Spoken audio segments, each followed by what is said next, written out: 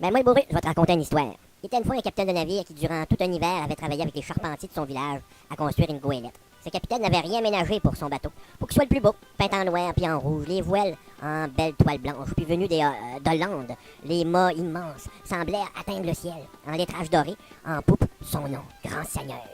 Au printemps venu, il était temps de baptiser le navire. On a fait venir le curé, puis ensuite des chevaux sont venus haler le navire jusqu'à la rive. Le capitaine admirait son navire. Oh, Grand Seigneur. Qui est beau, Grand Seigneur. Comme le curé arrivait pour le baptême, les gens du village arrivaient pour célébrer le début de la saison de la pêche. On alla acquérir le violonneux, quelques bouteilles. Les vieux et puis les jeunes étaient tous présents pour célébrer, Grand Seigneur.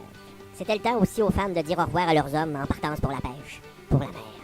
En retraite, le capitaine était rempli de bonheur de voir majestueusement Grand Seigneur, mais aussi de voir le village s'amuser puis se divertir. Il n'avait pas remarqué, mais à côté de lui, il y avait un jeune homme déjà prêt à partir. Il comprenait pas, on prenait le temps de fêter.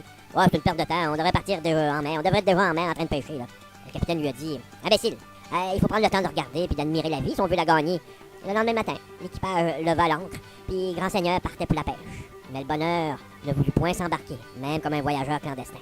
Après quelques jours en mer, une tempête se leva et se déchaîna puis mit en péril Grand Seigneur. « Baissez les voiles !» cria le capitaine. Les marins s'agitaient sur le pont puis les cris se mêlaient aux vagues. Du ciel, des éclairs venaient s'abattre sur Grand Seigneur. Les vagues étaient devenues de gigantesques montagnes d'eau.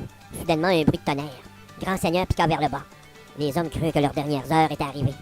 Certains tombèrent à genoux puis commençaient à prier le bon Dieu. Une fois la tempête apaisée, l'équipage remarqua qu'il n'y avait personne à la barre. Le capitaine venait d'être avalé par les flots. Grand Seigneur réussit à rentrer à son port d'attache. L'équipage avait hissé un pavillon pour que chacun comprit que le capitaine, le pauvre homme, était mort en mer.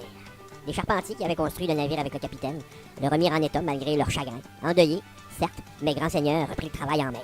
Toujours aussi splendide qu'avant. Si le capitaine avait vu ça. Les gens de la mer, ça ne supporte pas être maintenus loin de celle-ci puis de leur navire.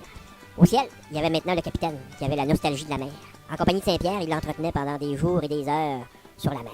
L'air salin, la pêche, les appâts, il n'y en a pas, des crottes de nez, ça fait l'affaire. Mais Saint-Pierre n'y en pouvait plus. Il est allé voir le bon Dieu. Le capitaine me parle tout le temps de mer, puis de pêche, puis d'air salin de la mer. Puis il me parle de ses crottes de nez comme un pas. Il faut faire de quoi? Un bon matin, Saint-Pierre appelle le capitaine. Capitaine, viens ici sur le nuage ici, là.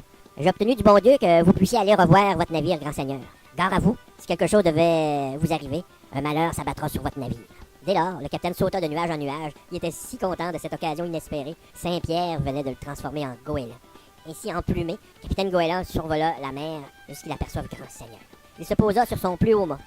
Toute voile déployée, Grand Seigneur filait sur la mer à toute vitesse. Quel spectacle! Il admira à son équipage hissé à bord un filet de morue et des cages pleines de homards. Le soleil faisait réduire les lettrages du navire. Grand Seigneur! Oh, Grand Seigneur! Le capitaine était tellement fier, bercé par les vents de la mer, il laissa sortir un gazouillis. Il avait qu'un bec pour chanter son bonheur. Ce bruit singulier attira l'attention d'un jeune marin qui, pour démontrer son habileté à ses compagnons, saisit au fond de sa poche une pièce de monnaie et la lança de toutes ses forces sur l'oiseau. Cela fut un bruit sec. Il avait atteint le capitaine Goéland à la tête. Ses yeux se remplirent de sang et l'oiseau vint choir lourdement sur le pont. « Hey les gars, je l'ai eu! Hey les gars, venez voir ça, je l'ai eu! D'un seul coup, je suis un champion! »« Non, t'es pas un champion, t'es un imbécile. » Capitaine Goéland, agonisant sur le pont, avait retrouvé sa voix et son apparence de capitaine.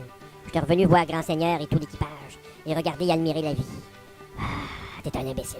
Malheur, maintenant, tout est perdu.